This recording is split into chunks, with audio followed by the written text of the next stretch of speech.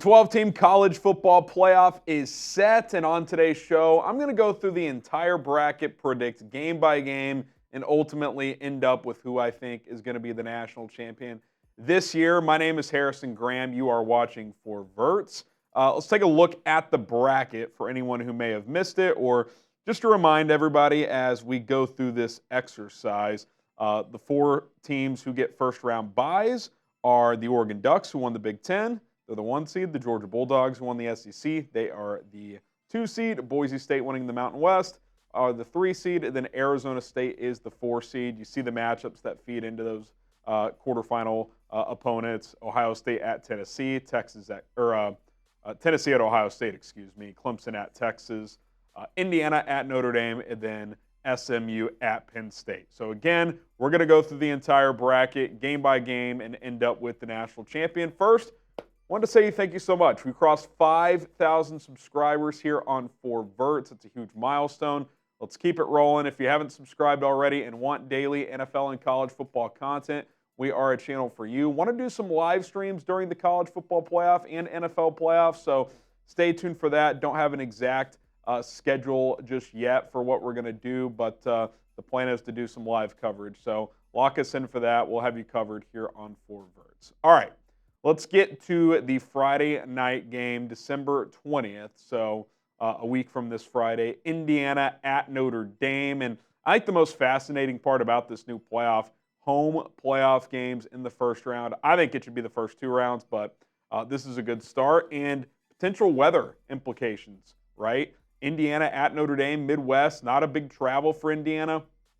I thought this was as good of a draw as the Hoosiers could have gotten. 1, not too far of travel. Their fans should show up. 2, if it's cold, if the weather's wonky, I think there's a chance Indiana could hang around in this game. Now, I've got Notre Dame winning 27-21, but I don't think the Hoosiers are a complete pushover. Notre Dame doesn't have premier speed on the outside, so if Indiana can slow down Notre Dame's run game, I think they can hang in this game. And if you get to the fourth quarter with the chance, that's really all you can ask for. I like the Fighting Irish to win. By the way, a little fun trivia here.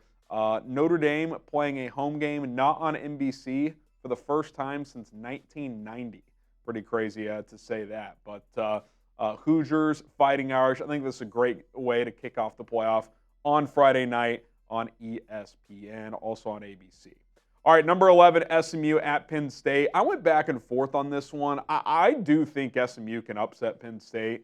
I think they just came out tight against Clemson. I don't think they were ready to meet the moment. But as that game went on, they got stronger and stronger. And by the end of that game, I think they were clearly the better team than Clemson. They just ran out of time. I think they'll play a little more loose now that they're in the college football playoff. They're going to be a clear underdog.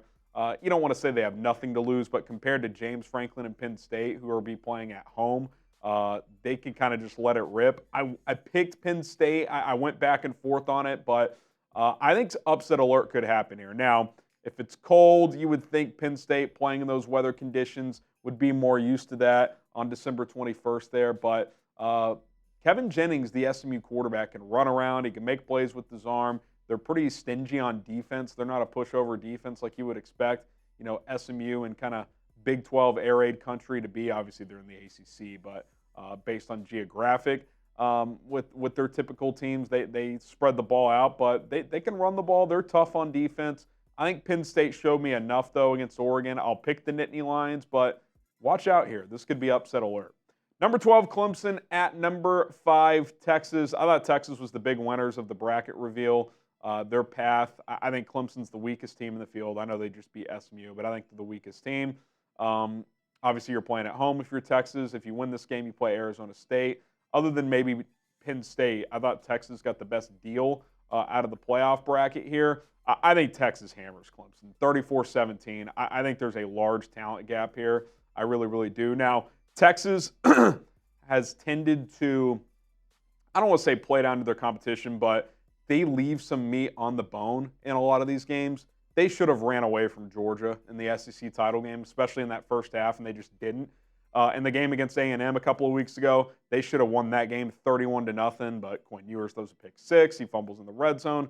Instead, they win 17-7. So if they tighten things up a little bit over the next few weeks, I really like Texas in this game, and I think they are a team that can win the national championship. But if they're not buttoned up, they could lose in the quarters. I don't think they can lose to Clemson, but we'll see. We'll see how it plays out. Number 9, Tennessee at number 8, Ohio State. I think this is clearly the best game of the first round. That's why it's the primetime Saturday night game. I'm going, I guess, based on the point spread, upset alert here. I like Tennessee to win this game. I just have to question where Ohio State, Ryan Day's mental status is right now. That Michigan loss, that's a tough one to take, and they lost it at home. I think this is actually a rare situation where you'd almost rather be playing on the road if you're Ohio State, because if Tennessee gets an early lead, that crowd could turn on the Buckeyes pretty quickly. So I think it's imperative for Ohio State to come out strong, and I actually think any potential weather could favor Tennessee with their ability to run the football with Dylan Sampson. Nico Iamaleava is a big-arm quarterback, so he should be able to grip the ball in potential elements. He can run around as well. Will Howard can run. Obviously, the Buckeyes can run, but they're not really a tough, grinded-out team. They're a get the ball on the perimeter type of team. That's when they're at their best. Well, if it's cold, windy, wet, I think that kind of evens things out. I'm going to go Tennessee in this spot. I don't love the pick because Josh Heupel has not been a great road team historically against ranked opponents, but Ryan Day, can you trust him right now in a big game like this? They should win. They have better talent. They're at home. Got to see it. Got to see it. I'm going Tennessee here. Okay, quarterfinal rounds. This one, by the way, will be the Fiesta Bowl. Penn State versus Boise State after the Nittany Lions beat SMU in my prediction here.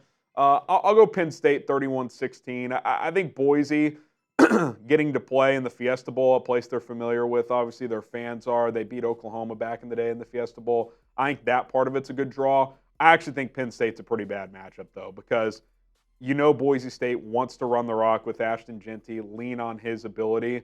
Penn State's one of the best run defenses in the country. So if you get into a situation where you have to throw the ball 30-plus times with Maddox Madsen, I think that's major advantage Penn State. I think it's a matchup problem. I think if they drew, quite frankly, we saw it earlier this year. If you're Boise, you would have rather played like Oregon because you can run the football on Oregon. So even though Oregon's a better team than Penn State, from a matchup perspective, I don't like this matchup for Boise. So I think Penn State kind of runs away here. Good matchup. And again, what a draw for Penn State. If they can beat SMU in the first round, I think their path to the semis is pretty clear cut. So I like the Nittany Lions to take down the Broncos. Okay, number 5, Texas. Number 4, Arizona State. I got Texas 31-20. I think Arizona State can play with Texas. I do think it's a bit of a tough matchup again here as well because they want to run the ball with Scadaboo. Texas has a stingy defensive front. It's hard to run the football on them, so Arizona State will have to throw. Now, Sam Leavitt and their weapons are a little more capable than Boise State is at quarterback and receiver, but they're also down their top receiver, Tyson. So I think Texas will take their chances with Leavitt and those receivers running around and trying to win on the outside. So I think Texas matches up well with Arizona State and heads to the semifinals. This game, by the way, would be the Peach Bowl the Peach Bowl, excuse me. Okay, number 9, Tennessee versus number 1, Oregon. New Year's Day game here.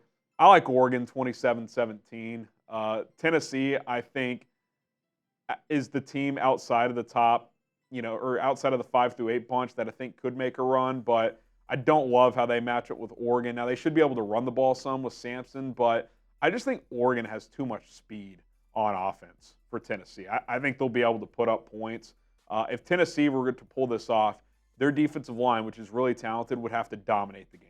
I think that would be their path to beating the Oregon Ducks. I don't think they could do it often enough. Gabriel's shifty enough. He can make plays on the move. I think Oregon gets the job done here. But for the Ducks, tough draw, man. Winner of Tennessee, Ohio State, not exactly ideal there. Number 7, Notre Dame versus number 2, Georgia. By the way, the Oregon-Tennessee game would be at the Rose Bowl. This one would be at the Sugar Bowl as Notre Dame would take on Georgia. I'm going Notre Dame 23-20. We don't know the status of Carson Beck. I don't like his chances to play. If you tell me he plays, I'd probably flip the pick, but I still think it would be close.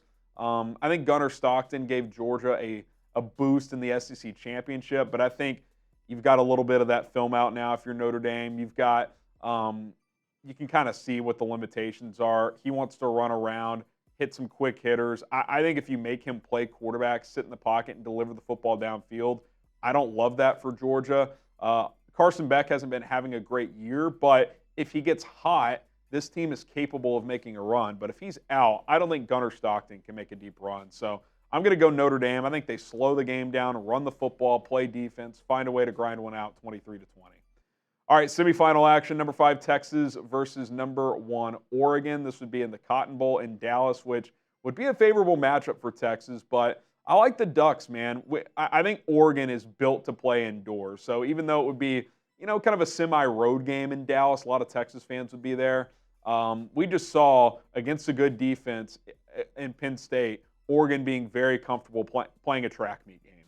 And with their speed on the outside, Tez Johnson, Dillon Gabriel slinging it, their running backs, I just think that would be tough for Texas to handle over 60 minutes. Now, again, if they can dominate with their defensive line, I think that would be their path to get this done. But it's kind of as simple as this for me. I trust Dillon Gabriel more than I trust Quinn Ewers right now. And, Ewers has a stronger arm, all that stuff, but Gabriel's just a distributor. He's playing point guard. He's getting the ball out, and he's getting it to his weapons. So Oregon 28, Texas 17. I like the Ducks to move on to the Natty, which will be in Atlanta. And then the Orange Bowl, Notre Dame, Penn State. I think this would be a fantastic game. That side of the bracket's much more manageable because Georgia's the top team. They've, A, been vulnerable this year, and B, we don't know their quarterback situation. I like Notre Dame to beat Penn State 27-24. I think Notre Dame gives you the running game element a little bit more out of your quarterback in Riley Leonard. Drew Aller can move around, but you're not going to run him a ton. And I think Leonard just makes less mistakes. Now, Aller gives you more explosive plays with the arm. He also gives you more turnovers. I don't know. It feels like since Notre Dame lost that game to Northern Illinois, they've just really been buttoned up now. They haven't been tested a ton, but the couple times Penn State's been tested, they've lost. I don't even love having them in the semis, but I just think the draw they got is so manageable that they'll get here. They'll beat SMU. They'll beat Boise State, but I like Marcus Freeman and Notre Dame to win this game and to get to the national championship. All right, then the Natty, Notre Dame, Oregon in Atlanta. I like Oregon, 31-23. They got a tough draw, but they've been the best team in the country. I think they're chasing immortality to be the first team ever to go 16-0. If you ask me, would I pick the field or Oregon, I would certainly take the field. But I still like Oregon as the top team in the country here, and I like the way they're playing right now. They got tested a few weeks ago against Wisconsin, have gotten off the mat then and played really well. I like how they played against Penn State in the Big Ten championship game. Ducks win 16-0, first Natty in school history. What a story that would be to win this one 31-23. You guys comment below. Who do you guys think wins the national championship this year? The first year ever of the 12-team college football playoff. Let us know in the comments section down below. And don't forget to subscribe to 4 Verts. We just crossed 5,000 subscribers. Our content game isn't slowing down. Give us a subscription. It's free. And like the video on the way out. My name is Harrison Graham. We'll be back tomorrow, maybe tonight, Monday Night Football reaction. We'll see. For sure tomorrow with more NFL and college football coverage. See ya.